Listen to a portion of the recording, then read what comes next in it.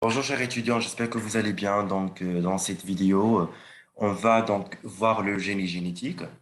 Comme je vous ai déjà prévu, on va donc détailler le génie génétique et on va voir les quatre chapitres qui sont cités dans le cas de référence pour le concours de médecine, pharmacie, médecine dentaire.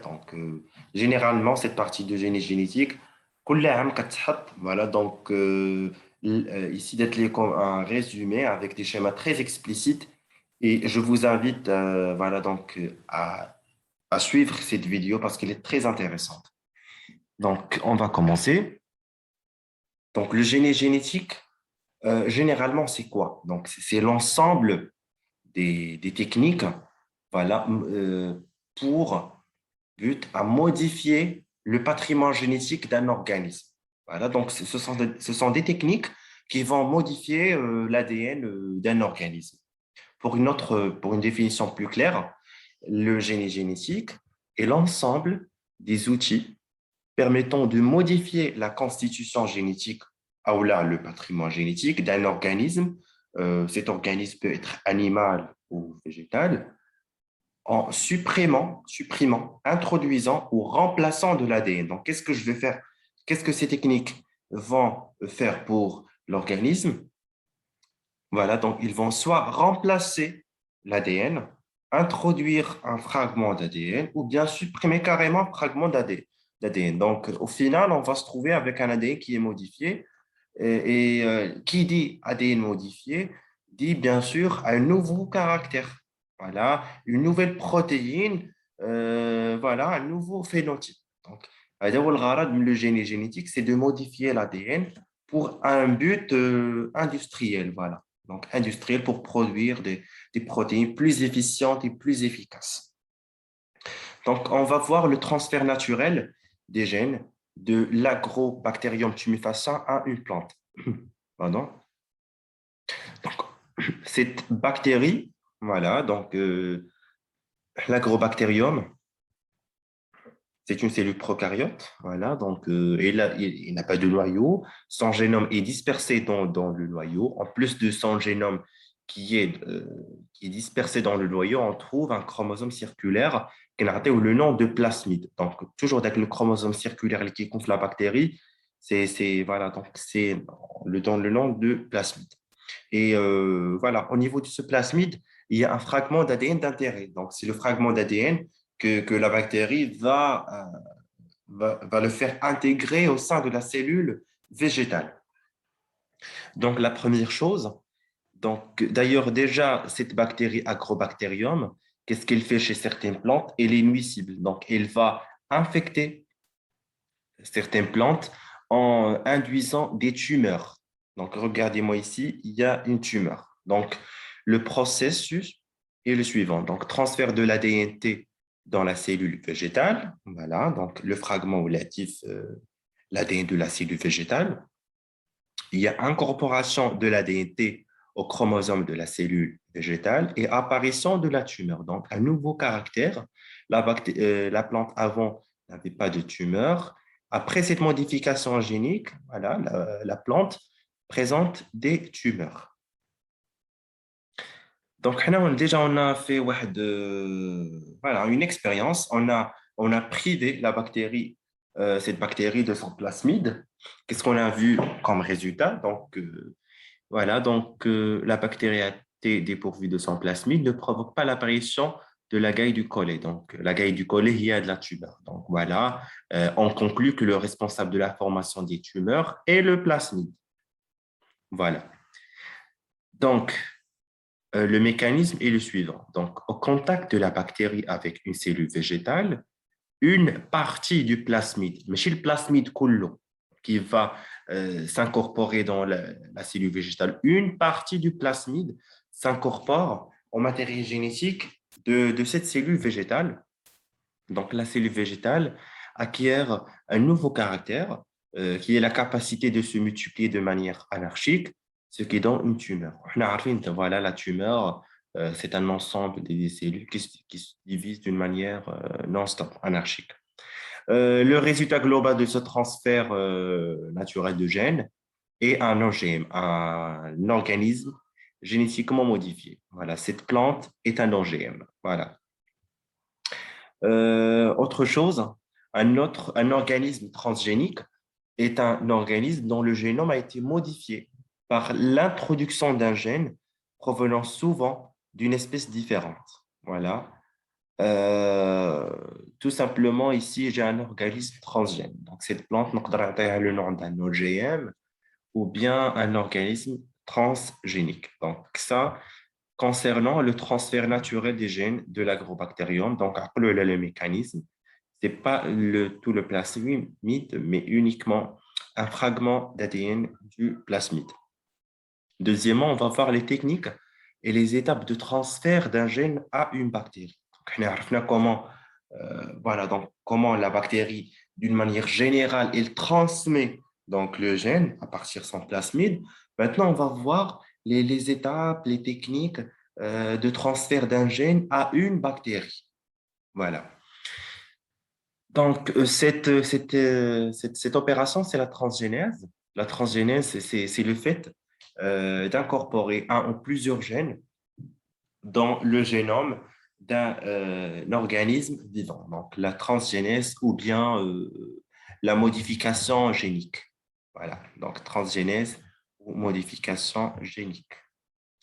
Alors, la première technique de transfert d'un gène à une bactérie, c'est la transgénèse par utilisation d'un vecteur biologique. Donc, la technique, elle est simple à comprendre. Donc, il faut juste comprendre son principe. Donc, comment on va transmettre un fragment d'ADN utilisant un vecteur biologique. Voilà, on dit une bactérie. Voilà, une bactérie X, peu importe. Généralement, on a بزاف على Escherichia coli, mais on a agrobactérium jusqu'à présent, les plantes. Alors, j'ai une bactérie. Voilà, quand je la bactérie, elle a le plasmide là, d'accord? Euh, et elle a son génome qui est dispersé dans le noyau, qui est le plasmide, est-ce qu'il contient? Le plasmide contient un lieu de restriction ou bien des sites de restriction. Et les sites, voilà, donc, qui jouent des sites qui peuvent être à l'aide des enzymes de restriction. Voilà, ce sont des sites bien spécifiques. En contrepartie, on a une cellule végétale. Voilà, on a une cellule végétale. Et de la cellule végétale, on l'a choisie voilà, après étude. Pourquoi? Parce qu'elle présente un gène d'intérêt. Donc, qu'est-ce que moi je vais faire? Je vais premièrement extraire son ADN, d'accord? Et je vais sélectionner un gène. Voilà, donc j'ai trouvé le gène que j'ai ici. C'est le gène d'intérêt. Donc, c'est le gène qui m'intéresse. Qu'est-ce que je vais faire? Je vais le couper par des enzymes de restriction. Donc, les deux ciseaux, ce sont des enzymes de restriction. Donc, une fois le gène est coupé, voilà, donc il va s'intégrer au plasmide. Voilà, j'ai déjà le gène d'intérêt. Qu'est-ce que je vais faire moi? Le plasmide, je vais l'ouvrir par des enzymes de restriction. Voilà, donc je vais couper ici par une enzyme. Et j'ai quoi ici? Le plasmide est ouvert. Donc le plasmide ouvert, il va accepter le gène d'intérêt, les GFDIM, la plante. J'aurai voilà donc un plasmide génétiquement modifié. Donc un organisme génétiquement modifié pour le produit final qui est généralement une plante. Voilà. Alors là, j'ai un plasmide génétiquement modifié. Donc qu'est-ce que je vais faire? Donc on va intégrer il va intégrer le plasmide modifié. Voilà, donc après, le plasmide, on va l'insérer dans une bactérie. On va avoir une bactérie génétiquement modifiée. Qu'est-ce qu'on a une multiplication cellulaire, bactérienne plutôt. Euh, voilà, donc après, les bactéries peuvent infecter des cellules végétales ou avec le fragment voilà, qui a été ajouté sur le plasmide, il va s'incorporer au matériel génétique de la cellule végétale. Donc, le chauffe-eau, de la partie, le transfert naturel. Voilà.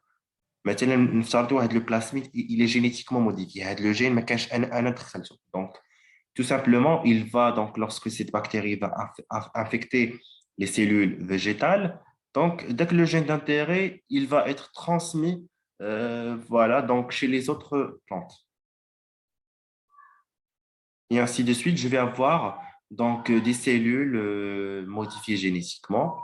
Après, donc la cellule va se développer pour donner une plante modifiés génétiquement. Donc, cette technique, c'est la transgénèse par utilisation d'un vecteur biologique, c'est-à-dire, ce n'est pas un vecteur chimique, électronique, par exemple. Donc, c'est un vecteur biologique vivant. Donc, donc, pour modifier génétiquement des plantes, donc les chercheurs utilisent plusieurs techniques. Les plus importantes, c'est un vecteur biologique, comme la bactérie Agrobacterium tumefaciens. Donc, عقلوا عليها بزاف، il est سولوكم voilà, dans l'examen, c'est quoi l'intérêt de l'Agrobacterium tumefaciens? Voilà, donc le génie génétique, vous allez répondre facilement parce que cette bactérie présente un grand pouvoir de multiplication. Donc, il se multiplie beaucoup et rapidement. Cette bactérie est connue d'avoir une simplicité de culture, c'est-à-dire que je peux la mettre facilement en culture et je peux maintenir ces cultures au fil du temps. Et cette bactérie possède des plasmides. Voilà, ces plasmides, on les instable. Voilà, donc cette transformation nécessite des enzymes, donc des enzymes spécifiques qui sont les enzymes de restriction. On met les enzymes voilà, qui vont couper le fragment d'ADN et qui coupent aussi le plasmide. J'aurais besoin aussi des ligases, donc des enzymes de soudure. Ce sont eux qui ont soudé ce fragment d'ADN ici, donc des enzymes de soudure, de ligase. Donc, la transgénèse par utilisation d'un vecteur biologique, Agrobacterium tumefaciens, nécessite plusieurs étapes qui sont identifier le gène d'intérêt à partir du matériel génétique d'un autre organisme. Voilà. Après, je vais isoler le gène d'intérêt voilà, par des enzymes de restriction. Je vais avoir le gène d'intérêt. Je vais préparer le vecteur biologique, les plasmides. Je vais le préparer. Qu'est-ce que je vais faire? Je vais l'extraire à partir de la bactérie et je vais ouvrir le site de restriction, voilà, par des enzymes de restriction. Après, le gène d'intérêt se fixe sur le plasmide ouvert et je vais ajouter des ligases pour souder voilà, donc le fragment. Après, donc, il y aura un transfert du plasmide génétiquement modifié à une bactérie qui est capable d'injecter ou bien d'infecter la cellule, les cellules de la plante. Après, on sélectionne les cellules végétales qui ont intégré le gène d'intérêt. Il y aura une multiplication de ces cellules végétales modifiées génétiquement. On va avoir au final des OGM, donc des plantules, après des plantes modifiées génétiquement. Il y a un nouveau fragment d'ADN. Et avec le fragment d'ADN, donc un nouveau caractère. Ça peut être la production des protéines toxiques pour les insectes. Donc, il y a des plantes qui produisent leurs propres insecticides. Pardon. Alors, sinon, on va voir la transgénèse par biolessique ou méthode du canon.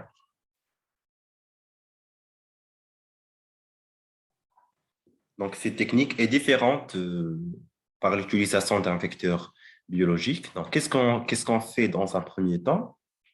Alors, je prends une bactérie qui m'intéresse, d'accord? Je vais extraire son ADN, voilà, ou bien le gène d'intérêt. Ce gène-là, je vais le fixer sur des billes de tungstène, voilà, sur des billes de tungstène. Une fois j'ai le gène enrobé autour des billes de tungstène, je vais les mettre dans un canon de projection. Et le canon, voilà, je vais insérer les billes et il va projeter à une vitesse énorme, voilà, donc ces billes voilà, donc au niveau des cellules végétales. Ici, j'ai une boîte de pétri. Donc, la boîte de pétri, j'ai des cellules végétales. Donc, regardez comment ça va passer.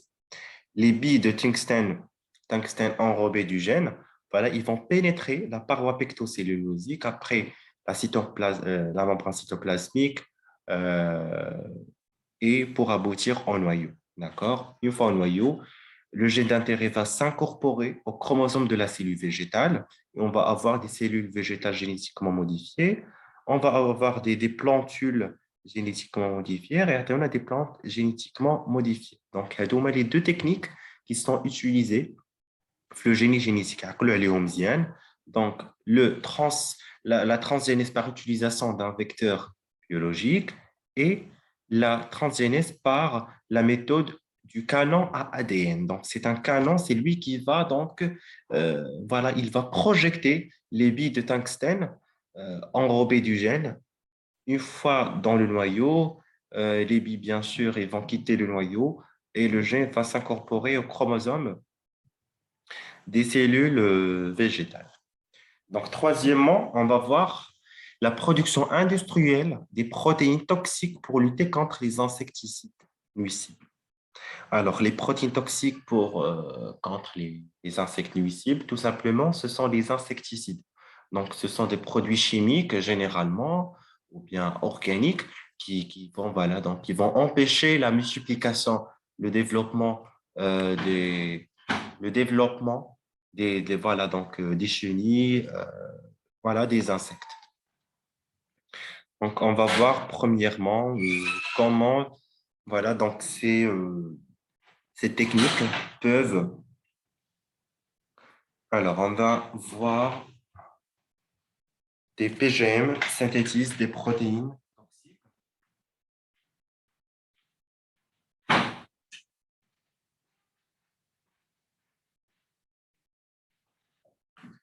Alors, donc, j'ai la pyrale et c'est un papillon dont les chenilles ravagent les plantes de maïs. Alors, j'ai la pyrale, voilà, il a dit c'est un papillon, donc le papillon, il pond des œufs. Après un développement embryonnaire, on a des chenilles. Voilà, ces chenilles, voilà, donc ils consomment le maïs et vont le ravager. Donc, du coup, les agriculteurs, les industriels, voilà, ils vont appeler donc, voilà, donc, les généticiens, voilà, pour développer, voilà, par biotechnologie, des nouvelles plantes, des OGM, capables à résister aux chenilles, voilà, donc qui produisent leurs propres insecticides. Ça d'une part. D'autre part, on s'est intéressé à des bactéries, donc on isole les gènes codants des protéines toxiques pour intégrer dans le patrimoine génétique du maïs. Donc, on a déjà donc, des bactéries qui produisent des protéines toxiques pour les chenilles de maïs. Donc, grâce à la transgénèse, on peut isoler le gène d'intérêt. Donc, je peux prendre une bactérie qui produit son propre, voilà, qui produit son propre insecticide. Par exemple, regardez ici, la bactérie Bacillus. Voilà, donc il possède un gène d'intérêt commandant la synthèse d'un insecticide toxique spécifiquement pour les chenilles de la pyrale. Donc, ce qui est très intéressant, qu'est-ce que je vais faire moi? Je vais, dans un premier temps, isoler le gène d'intérêt, de la bactérie, d'accord? Et le gène, bien sûr, je vais le transférer chez une plante comme le maïs. Donc, je vais toujours utiliser le plasmide qui me comme. Voilà, donc le gène je vais l'ajouter dans le plasmide, voilà, donc via un vecteur biologique. Et une fois ce plasmide à l'intérieur de la cellule végétale, donc il va donc s'incorporer au chromosome de la cellule végétale de maïs et on va avoir des plantes génétiquement modifiées résistantes à la pyrale, de la protection de la plante et l'amélioration de la production du maïs. Donc, quand je vous l'agriculture, généralement, il y a des plantes actuellement, voilà, on dit que ce sont des plantes naturelles, or ce sont des OGM. Voilà, donc, par exemple, nos Hachem, les plantes sont des OGM. Voilà, donc, sont devenues des plantes résistantes à plusieurs insectes juste voilà, donc, pour un produit d'intérêt. Voilà, donc, quelque chose, une plante un intérêt industriel et en agriculture. Donc, on va donc faire le nécessaire pour la rendre plus efficace et pour augmenter le rendement. Donc, et il nous reste la production industrielle de l'insuline humaine. Voilà, donc c'est presque le même principe. Voilà, donc on sait très bien l'insuline, c'est quoi? Donc, c'est une hormone hypoglycémiante. Lorsque je dis hypoglycémiante, c'est-à-dire elle va réduire le taux de glucose dans le sang. Alors, cette enzyme, généralement, Ce sont les cellules humaines, les cellules des îlots de Langerhans au niveau du pancréas. Ce sont eux qui sécrètent et produisent cette hormone. Alors, chez les diabétiques, qui ont un déficit cette hormone. Donc, qu'est-ce qu'on va faire, nous? Donc, dans un premier temps, voilà, donc on va donc isoler le gène d'intérêt codant pour l'insuline. Voilà, j'ai une cellule humaine ici, d'accord? Voilà, donc le chromosome, donc le patrimoine génétique. Moi, je m'intéresse uniquement au gène d'intérêt. Voilà, donc j'ai isolé avec le gène d'intérêt. Qu'est-ce que j'ai fait? J'ai pris une bactérie, Escherichia coli. Voilà, donc Escherichia coli, on l'utilise beaucoup, la transgénèse humaine. Pourquoi? Parce que c'est une bactérie, voilà, donc, voilà, donc, il existe déjà dans le microbiote humain. Voilà. C'est une bactérie amie de l'être humain, a une multiplication énorme, donc elle a un fort pouvoir de multiplication et on peut la mettre en culture facilement. Voilà, donc on a pris cette bactérie, on isole son plasmide. Son plasmide, bien sûr, on va l'ouvrir grâce à des enzymes de restriction. Le gène d'intérêt c'est fixe sur le plasmide. Après, les enzymes ligases qui vont souder ce fragment d'ADN. Ce fragment d'ADN va intégrer un plasmide recombiné ou bien un plasmide génétiquement modifié. Donc, cette bactérie, bien sûr, va se multiplier. Elle a un pouvoir de multiplication énorme. Donc, il va se multiplier rapidement en milliers de clones. Voilà. Et après, voilà, donc ces clones-là vont produire plusieurs protéines, y compris l'insuline. Et moi, qu'est-ce que je vais faire? Voilà, donc les industries pharmaceutiques, ils vont utiliser des techniques de purification des protéines, vu que l'insuline, c'est une protéine. Voilà, donc euh, ils vont faire la purification de cette insuline et ainsi de suite jusqu'à son isolement. Voilà, donc comme ça, qu'on nous Salina ce chapitre. Donc, mémorisez très bien c'est quoi un plasmide, ça sert à quoi. Voilà la bactérie Agrobacterium tumefaciens, la bactérie Escherichia coli, son rôle. Voilà, donc, et n'hésitez pas, si vous avez des questions, comme ça, Oulette, n'hésitez pas. Donc, je vais vous partager avec vous ma page sur Instagram. Envoyez-moi, voilà, écrivez-moi des commentaires si vous n'avez pas compris. Et voilà, et je vous retrouve dans une autre vidéo, Inch'Allah.